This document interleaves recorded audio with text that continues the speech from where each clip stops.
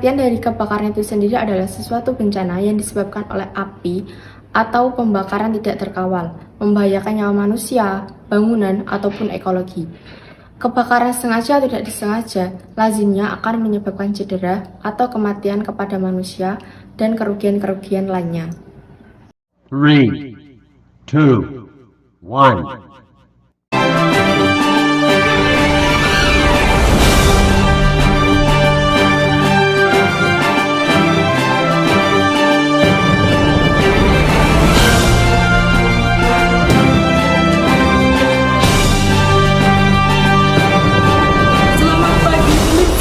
Selama 10 menit ke depan, Anda akan bersama dengan saya, Luciana Dewi Kusumaning Tias, dalam acara Berita Jatuh. Berita terkini, telah terjadi kebakaran hebat di PT Adiraksa, tepatnya di Desa Telukan, Kecamatan Grogol, Kabupaten Sukoharjo, Rabu 25 Januari waktu dini hari. Api yang membakar pabrik itu tak kunjung padam sampai membuat belasan damkar dikerahkan.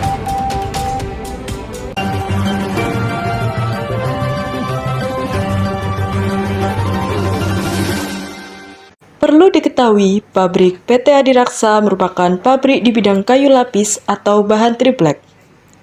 Kronologi awal mula terjadinya kebakaran. Menurut Kapolsek Grogol AKP Marlin, laporan datang sekitar pukul 01.30 waktu Indonesia Barat. Meski apinya awal terlihat sangat kecil, dikarenakan angin terus bertiup, maka api semakin membesar. Api yang sangat besar juga mengakibatkan trafo meledak.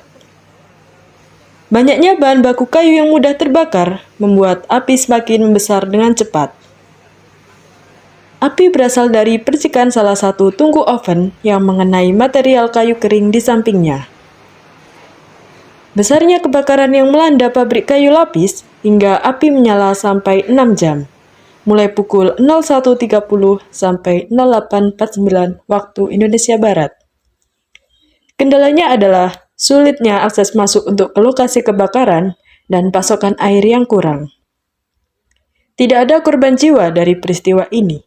Sementara kerugian material mencapai ratusan juta rupiah. Dinas Kesehatan Kabupaten Sukoharjo diterjunkan untuk membantu kesehatan para pemadam kebakaran.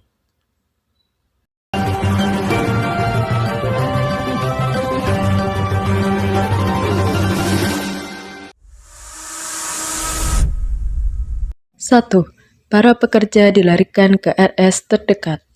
2. Meminta bantuan damkar terdekat untuk memadamkan api. 3. Melakukan identifikasi terhadap potensi penyebab kebakaran yang mungkin timbul. 4. Melakukan identifikasi terhadap orang-orang yang beresiko terkena dampak kebakaran yang terjadi di PT Adiraksa. 5. Mengevaluasi bagaimana kemungkinan titik awal api muncul. Kemungkinan ini bisa dilakukan dengan melihat semua potensi bahaya munculnya api seperti sudah diidentifikasi sebelumnya. 6. Mengurangi atau menghilangkan bahan yang mudah terbakar. 7.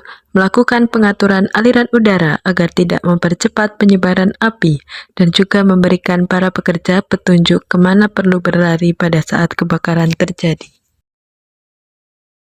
Berikut penanganan pra-kebakaran. Yang pertama, dipasang fire hydrant sistem di perusahaan. Fire hydrant adalah sebuah sistem sebagai terminal air yang akan memadamkan api jika terjadi kebakaran. Alat pemadam api ini terdiri dari berbagai komponen yaitu reservoir, jaringan pipa hisap, fire pump, pipa distribusi, dan komponen-komponen output.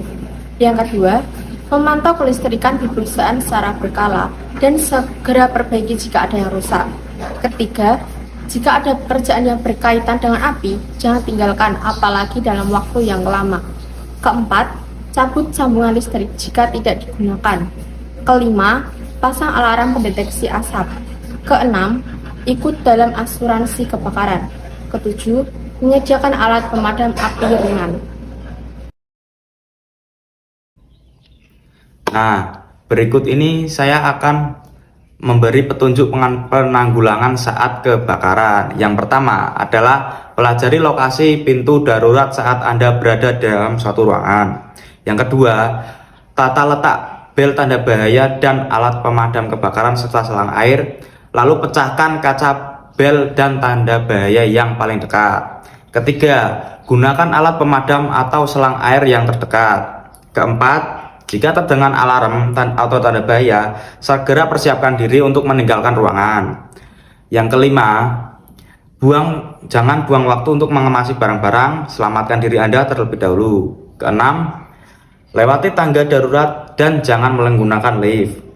Yang ketujuh, jika baju Anda terbakar, berhentilah sejenak dan berbaringlah. Tutup muka Anda dan berguling-gulinglah perlahan untuk mematikannya.